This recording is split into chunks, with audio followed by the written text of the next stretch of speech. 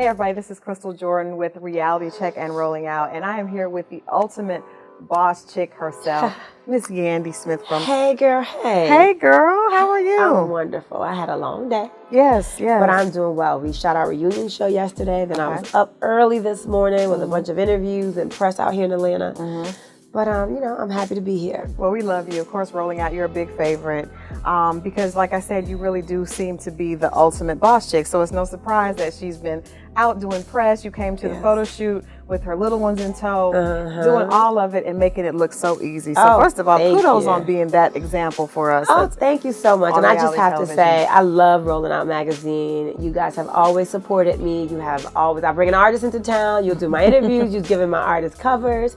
So I appreciate you so much. Thank you. Well, let me ask you this, because you mentioned that we were doing the cover shoot, that you usually are on the other side, even though you've been in front of the camera for a while. How has the transition been, and how have you also managed to be in front of the camera, yet still be the boss chick that also runs things behind the scenes as well? The crazy thing, which you probably won't believe, is I am still not acclimated with being in front of the camera.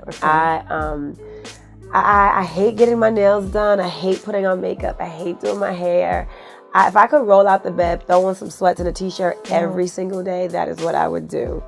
Even when people come up to me and are like, "Oh my gosh, you're Yandy," I'm like, "Oh yeah, that's me," because I just don't feel like a star. When I think of a star, I think of someone that has an exceptional talent. Like, you're an amazing singer, you're an amazing dancer, you're an amazing basketball player. I'm running around being myself. Right, but you know what? You're being yourself in an industry where a lot of women, and this is no shade to anyone else, but we don't see a lot of women in reality TV that are actually doing business. A lot of them are there for other reasons, but we met you as a manager. I'm doing Yandy Smith, and reality TV happens to be following me. I did not become a character for the TV. Right. Hence the reason you don't really see me act crazy. I'm not a crazy fool in my real life. Right. So I'm not going to be a crazy fool on TV. So, I know these shows are all about the turn up, and they're all about, those shock value moments. Right. But, my life is what it is. I'm a mama, so you guys have seen on the show me covering my baby who had to have kidney surgery. You've seen my relationship, me fighting for my relationship. You've seen the stuff that's going on with my husband. You've seen the stuff that's going on with his child's mothers. And that is my life. I don't have these moments, these isolated moments of crazy.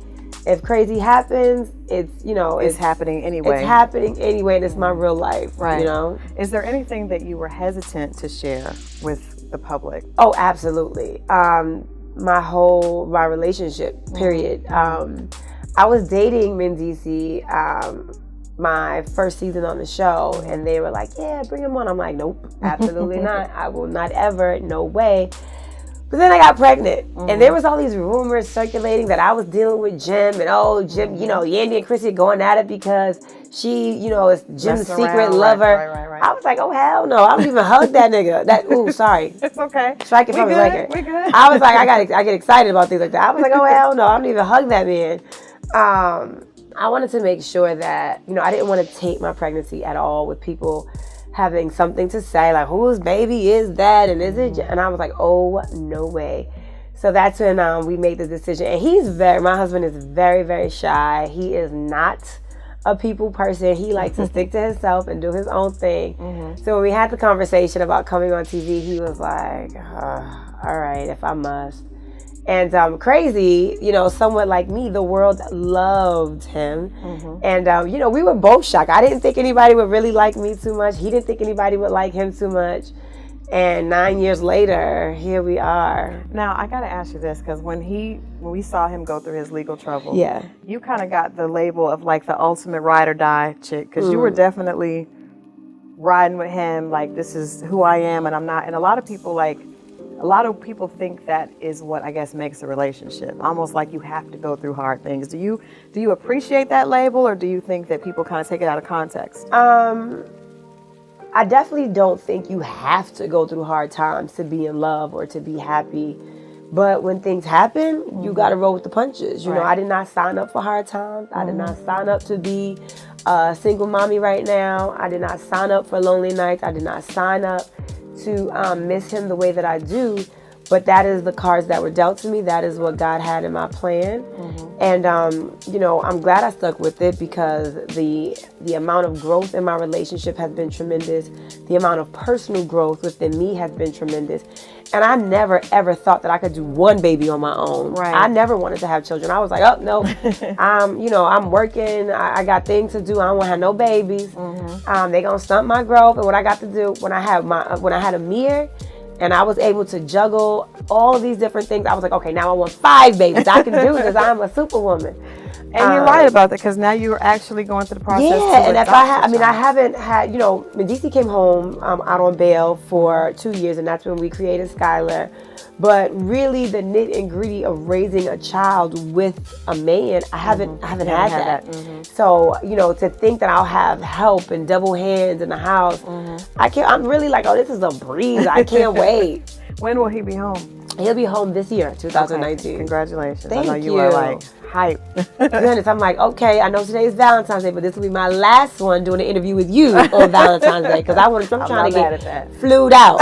Okay? I ain't trying to be here. I don't even want to see no regular streets. I want to see sand. Wrapped up somewhere. Yes. I don't even want to wear clothes.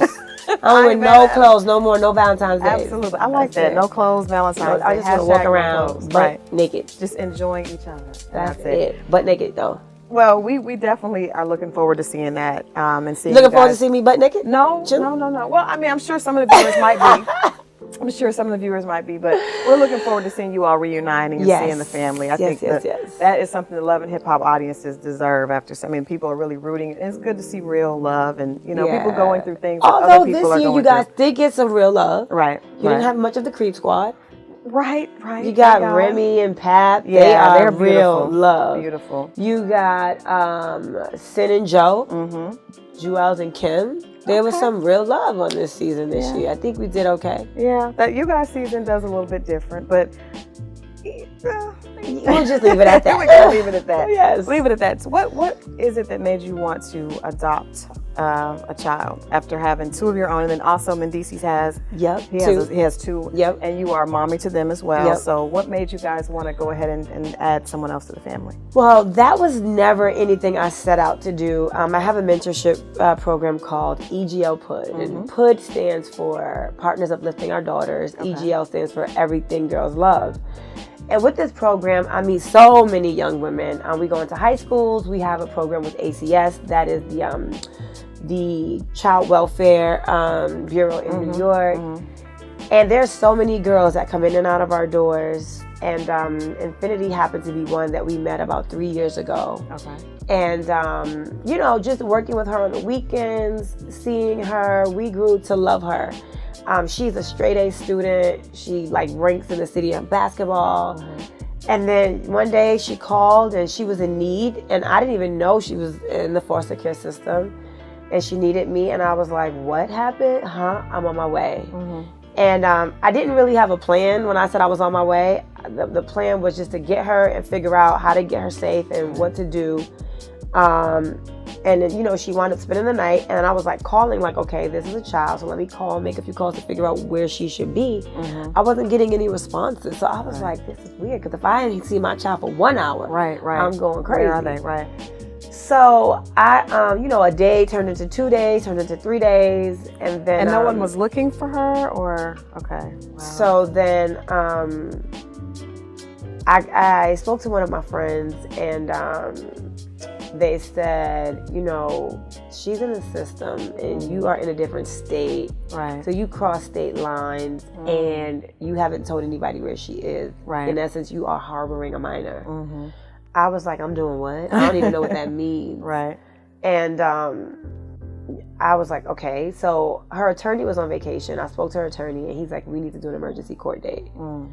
We did an emergency court date, and I was granted residency until I go through the whole entire process. So right now I'm going through the process. You know, there's a lot of classes. There's like a bunch of applications and background checks and fingerprinting and people coming to my home and lock this cabinet and get rid of that. And so it is a process. It's not an easy process. But it is something that I owe to her. I would never, ever, ever make her feel like someone's throwing her away or make her feel like this is too much. So I'm going to stick it out and go and do what I got to do. Well, that's beautiful. And then DC's was excited about it as well. Yeah.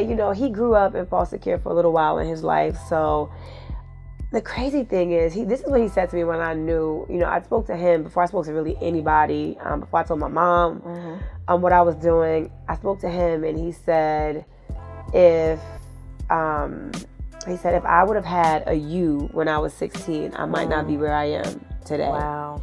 And I was like, it's like the most beautiful thing a man can say. So that made me feel like I have to save her. I cannot profess to be this humanitarian. I cannot profess that I own this organization for young girls and leave a baby out there to fend for herself. She's 16. 16. So I felt like I have to do what's right. And if doing what's right, it means like I'm uncomfortable a little bit, or the roles in my household have to change, or I got to figure things out. That's what I have to do. Wow. Well, hopefully you'll inspire other people that have the ability to do that. Absolutely. Also. So I don't want to let you leave without talking about, you got a lot going on. Yes. You have a podcast. Yes. You have a beauty line. Yes. You're finished with filming for right now. Yes, we had the reunion show yesterday. Okay. I'm still trying to recoup from that. Can you give us any snippet, any little juice about what we can expect? Anything happen that you weren't expecting to happen? Oh my God, yes. Okay. There were unlikely couples confessing to being in love that we had no idea were even dating. Okay. There is a big surprise that happens that we find out a discovery. There's a whole lot of check-in. Okay, of course. Some of the check-in came from me. Okay. And there is a run across the table, try to take your wig off. Yeah. Okay. Well, I don't think it'd be a reunion show without that moment. So, but my wig is still on, right? So it wasn't me. Still intact. You were taking pictures today, so obviously you weren't involved in any type of issues. I wouldn't say that, but my wig is still on. Okay. Okay. That's what I will say. Okay. All right. Tell us really quickly about how we can find out more about Yell. Yes. Is it Yell Skincare? Okay. Yep. You can find out all you need to know on yellskincare.com. You can also go to the Instagram, but I'll just give you a quick little blurb. It is an all-natural, plant-based skincare line for melanin-enriched skin. For me, I was piling on the makeup, my nose was peeling, I had dark spots, I was getting acne, hyperpigmentation, and I was like, no more. Right. And I went to Sephora to go buy some product, and by the time I told the woman all of my issues and she was throwing all my different stuff in the basket, I went to the register and it was close to $600. And I was like, oh no, I cannot pay $600. And she's like, this is your 30-day supply. I'm like, no. and the average woman would not pay $600 for... Everyone would have that. Wouldn't have that to pay, right? So I was like, I want to be a service to my community and women like me that don't want to spend that much money, but we want something natural and something that's good for us. And I didn't feel like I was represented on those shelves the way I should be. So that's why I wanted to really specifically figure out what is melanin, how do we cater to that, and I hired a consultant, we hired a chemist, and we got all the natural fruits and berries that you need to really have perfect skin. I got on a lot of makeup right now, but I'm telling you guys, if I take this makeup off, I do videos all the time with no makeup. Right. My skin is flawless. That's awesome. Okay, so we can find you the website? Yes, yellskincare.com. Okay. Last question.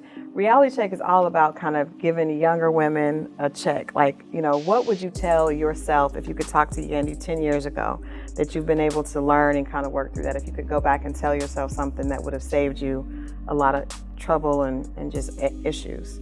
I would tell myself two things. I would definitely say every failure should be a lesson learned, and to look for the opportunities in the lessons in the doors that close. Looking back, there were so many doors that closed, and I went through this emotional roller coaster feeling like, oh my gosh, I am not going to work for the Gap. I thought that I got a scholarship to Howard from the Gap's corporate office, and I interned there my whole life. And I was like, what do you mean that I'm not going to be a top merchandiser at the Gap? But look at the path that God had for me. But I was distraught. I was on my mother's couch, depressed, could not get out of bed. Like, this is what I'm supposed to do, be a merchandiser for the Gap. Right.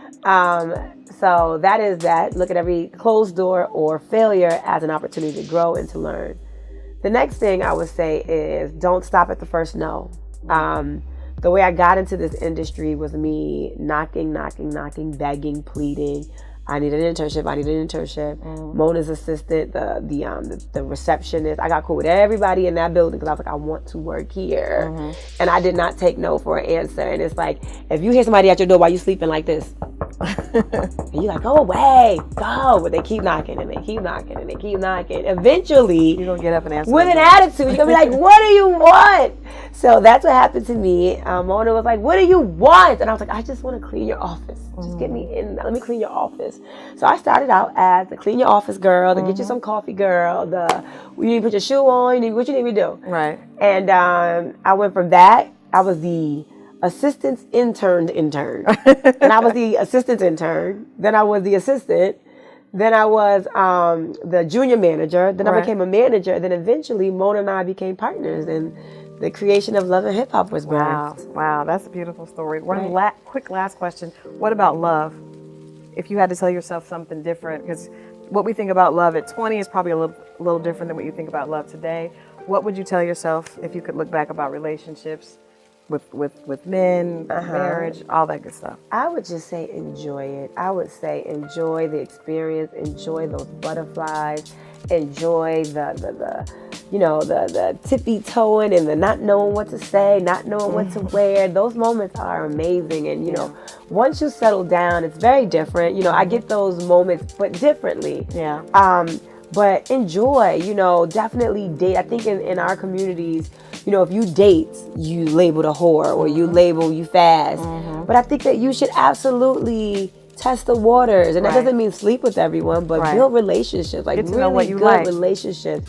Have a bunch of people that you go on date with at different times. You ain't got to date one and make that your man. Date, enjoy, and I think that every relationship you have, there's something that you take from it that you should be able to take from it to make you a better person.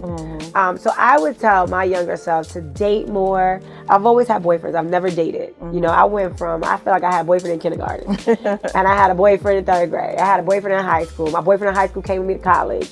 And then my boyfriend from college, he went to a different state than I went to. We broke up. I started working at Violator. And I got a boyfriend the minute I started working there. Then we were together. Then I met my husband, and that's it. So I never really got the opportunity to just be out there. Just be out and just see what Yandy likes. And see what I like. But she has I am happy. Yeah, she has what she wants. I am happy. I am convinced that this is the man for me. But if I had to tell my younger self something, it would be, don't get so serious so quick. Don't get so serious so quick. Yeah. Well, you've heard the words from Yandy herself. This has been a great reality check. She's dropped quite a few gems. We thank her so much for hanging out with Reality Check. This has been your host, Christal Jordan, and we'll see you guys next time.